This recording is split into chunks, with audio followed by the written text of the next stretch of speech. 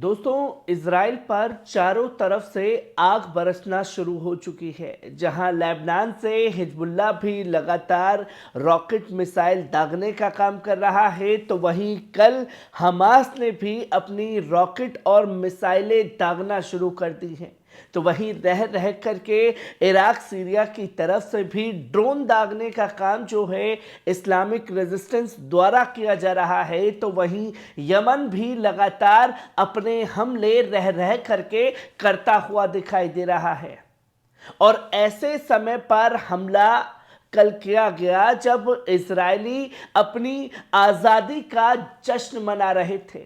उस आज़ादी के जश्न में इस कदर खलल डाला गया कि ताबड़तोड़ रॉकेट बरसाई गई और आलम तो ये था कि इजरायलियों को सड़कों पर लेटने के लिए मजबूर होना पड़ा। तो वहीं तेल अवीव के तेल हरशुमा जो सैन्य हवाई अड्डा है उसके ऊपर मिसाइलें रॉकेट बरसी, जिसके बाद आग के गुंबद देखने को मिले। किस तरीके से आग में झुलसा है इजरायली सैन्य अड्डा, पहले इस वीडियो पर नजर डालिए।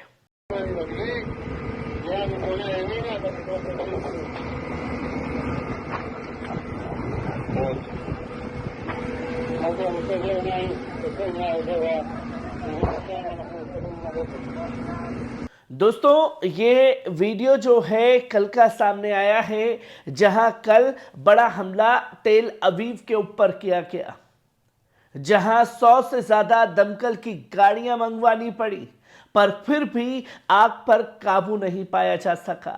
कई लोगों के मरने की खबर भी जो है सामने आई है, जिसे इजरायली मीडिया ने पूरी तरीके से दबा दिया है। जो कि अंदाजा लगाया जा सकता है कि कितना बड़ा ये हमला था, कितनी बड़ी मिसाइल रॉकेट दागी गई, जिसके बाद हर तरफ आग ही आग दिखाई देने लगी। और ये भी सबसे बड़ा फेलियर सामने आ गया, जिस आयरन डोम पर घमंड था इजराइल को, वो आयरन डोम पूरी तरीके से नाकाम साबित हो रहा है। जहां 10 रॉकेट बरसाए जाते हैं तो 10 में 5 को रोक देता है, 5 सटीक निशाने पर जा करके गिर रहे हैं। और वही रॉकेट हर तरफ आग ही आग फैला रहे हैं।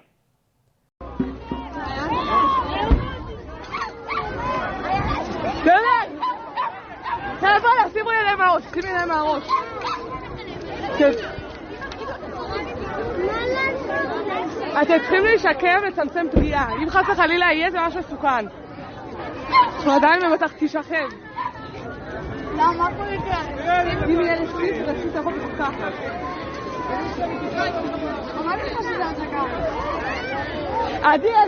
आपने देखा ये दूसरा वीडियो कि किस तरीके से ऊपर से रॉकेट बरस रहे हैं और नीचे इजरायलियों को सड़कों पर लेटने के लिए मजबूर होना पड़ा है। एक जगह इकट्ठे थे, अपनी आज़ादी का जश्न मना रहे थे। उस आज़ादी के जश्न में इस कदर खलल पड़ा कि कहीं बंकर में भी छुपने की जगह इन्हें नहीं मिली, बल्कि जो जहां थे वहीं सड़क पर लेटते हुए दिखाई दिए। और लोग, ये खास तौर पर जो अंधभक्त हैं, जो आई स्टैंड विद इजराइल चलाते हैं, वो लिखते हैं कि आपकी गलत फहमी है कि इजरायली डर गए हैं। हकीकत में इजराइल इस कदर डरा हुआ है और उसके नतीजे उसकी आवाम को भुगतने पड़ रहे हैं। सिर्फ अपनी कुर्सी को बचाने के लिए बेंजामिन नेतन्याहू जंग के दायरे को बढ़ा रहा है। और जब जंग के दायरे को बढ़ा रहा है तो दुनिया के सामने तस्वीर है कि किस तरीके से हर एक इजरायली खौफजदा है, हाथों में AK-47 लेकर के चलने के लिए मजबूर हो रहे हैं कि कहीं फिर से 7 अक्टूबर जैसी कोई घटना घटित ना हो जाए।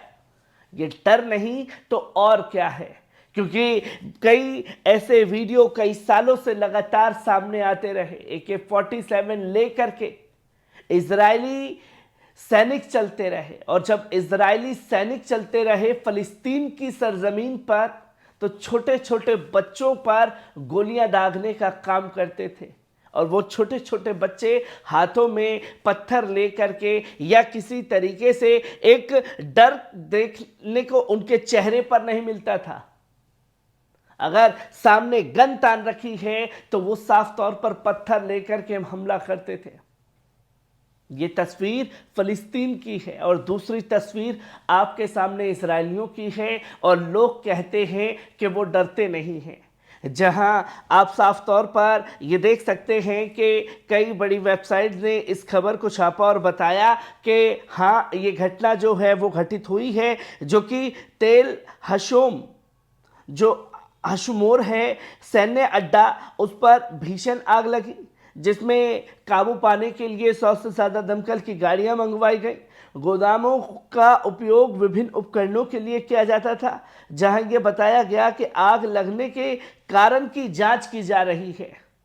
मतलब सीधा रॉकेट गिरा, अचानक से आग लग गई, और ये बताया जा रहा है कि आग लगाने के कारण को पता लगाया जा रहा है, जो कि इजराइल का ये सबसे बड़ा झूठ है। जहां आप साफ तौर पर देख सकते हैं कि द टाइम्स ऑफ इजराइल ने भी इस खबर की पुष्टि की कि हाँ, सैन्य अड्डे पर भीषण आग लगी है, जिसके चलते 100 से ज़्यादा दमकल की गाड़ियां जो हैं वो मंगवाई गई। तो वहीं दूसरी तरफ एक और वेबसाइट ने इस बात का खुलासा किया, जो कि आप साफ तौर पर देख सकते हैं, और बताया कि 14 मई को तेल हशमोरा सेना हवाई अड्डे के गोदाम में आग लगने की प्रतिक्रिया देखने को मिली। अधिकारी ने साफ तौर पर कहा कि 14 मई की दोपहर को तेल हशमोर सैन्य अड्डे पर एक गोदाम में आग लगी। आग पर प्रतिक्रिया दे रहे आग का कारण फिलहाल स्पष्ट नहीं है। किसी के हताहत होने की कोई रिपोर्ट नहीं है, पर अब खबर सामने आई इस खबर के छपने के बाद कि कई लोगों के मारे जाने की भी खबर जो है सामने आ रही है। और जो लोग ये जानना चाह रहे थे कि भाई देखिए, हमास हिजबुल्लाह के तो हमले हो रहे हैं, यमन अब क्या कर रहा है, तो आप साफ तौर पर देख सकते हैं कि यमन के सैन्य प्रवक्ता याहिया सारी ने साफ तौर पर बड़ा ऐलान कर दिया है, और हूती सैन्य प्रवक्ता ने कहा है कि गाजा हमारे लिए एक लाल रेखा है। अगर इसके खिलाफ आक्रामकता जारी रही तो हम ऐसे लक्ष्यों पर हमला करेंगे जिनकी दुश्मन कल्पना भी नहीं कर सकता।